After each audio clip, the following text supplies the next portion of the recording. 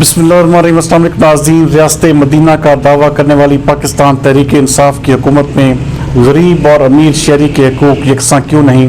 تاندلیانوالا کے utility store پر من پسند افراد کو چینی فراہم کرنے کا سلسلہ جاری ہے، جبکہ دوسری جانب غریب شہریوں کو صرف تسلیاں دی جاتی ہیں۔ ہمارے نمائندہ خصوصی جاوید اقبال کمیانہ کے مطابق تاندلیانوالا کے پل نہر بنگلہ پر واقع سرکاری یوٹیلٹی سٹور پر من پسند افراد کو چینی فراہم کی جا رہی ہے، جبکہ دوسری جانب عام شہری کے چینی مانگنے پر سٹور پر موجود ملازمین چینی دینے سے انکار کرتے بھی نظر آتے ہیں۔ اس حوالے سے شہری کا کہنا تھا کہ میرے سامنے یوٹیلٹی سٹور ملازمین نے ایک شہری کو 20 کلو چینی فراہم کی۔